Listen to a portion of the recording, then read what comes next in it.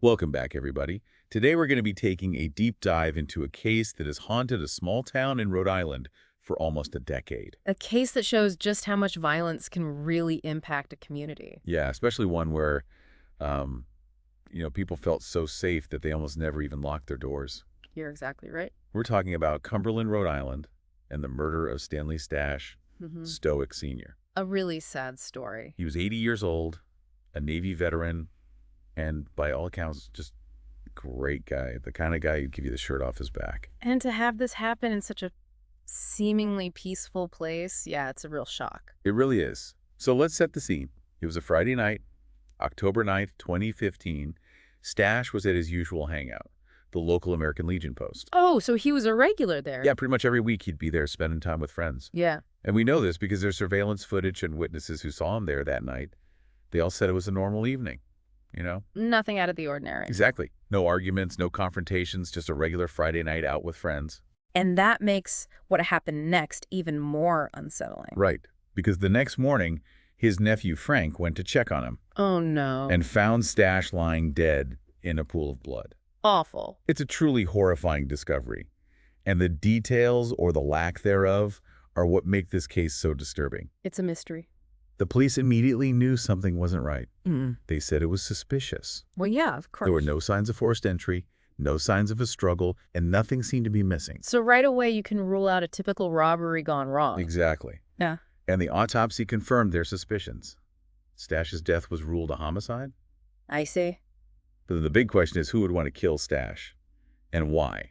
A good question. With no clear motive, the police had to start looking at everyone who was close to Stash. Makes sense. And that's where one name pops up. William Donnelly, Stash's next-door neighbor. Okay, and what do we know about him? Well, Donnelly had a past, a pretty serious one. He had a previous murder conviction. Whoa, hold on. So he had killed someone before? He had. But Donnelly claimed he wasn't even in the state when Stash was killed. So he had an alibi. Yeah, so right away, the police have a suspect with a history of violence. But he says he was out of town. So what do? Well, I'm guessing they didn't just take his word for it. You're right. They gave him a polygraph test. Oh, really? And the results showed deception. Interesting. So he was lying about something. It seems that way. Yeah. But polygraph results aren't always admissible in court. And in this case, they didn't have enough to charge him with anything. So a potentially unreliable polygraph and no physical evidence connecting him to the crime scene. Exactly.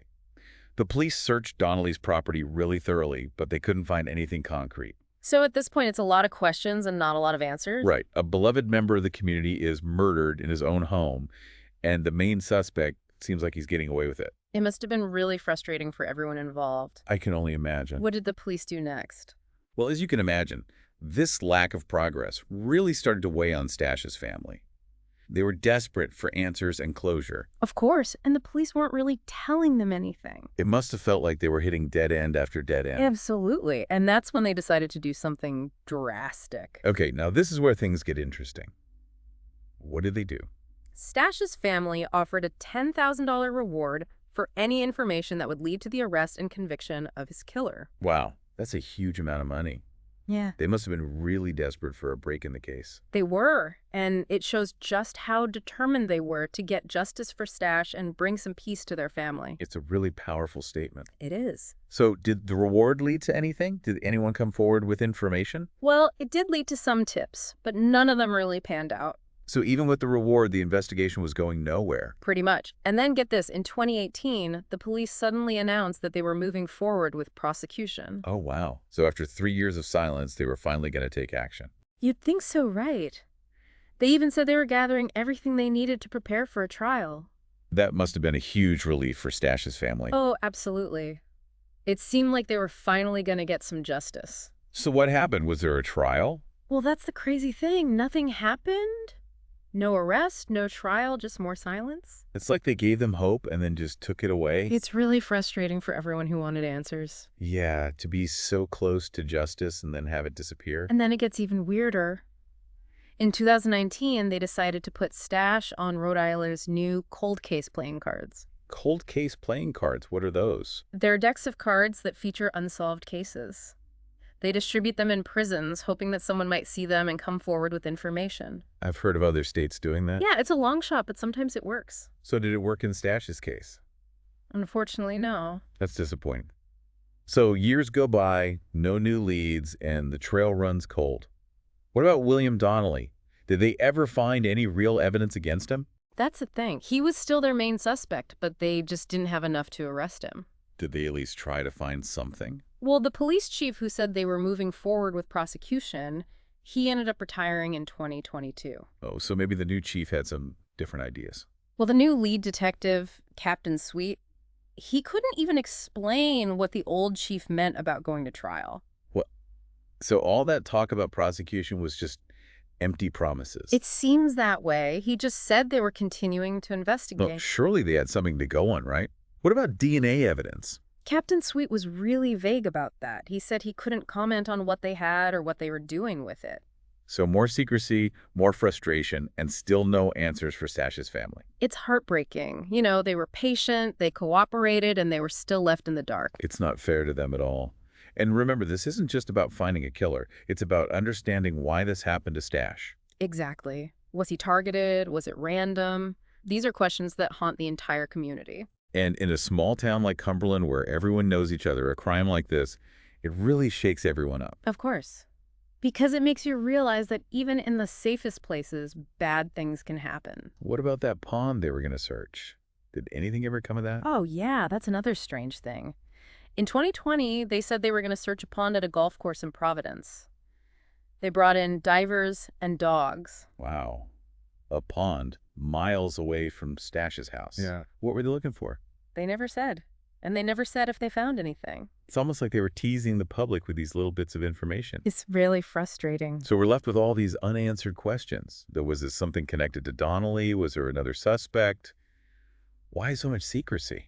You know, you start out thinking this is a simple case, but the more you learn about it, the more complicated it gets. It's almost like the police got so focused on Donnelly that they missed other possibilities. It's possible. Yeah. And all the secrecy makes you wonder if it actually hurt the investigation more than it helped. Yeah, because sometimes getting the public involved can really help. Absolutely. A fresh perspective could make all the difference. What about Stash's family?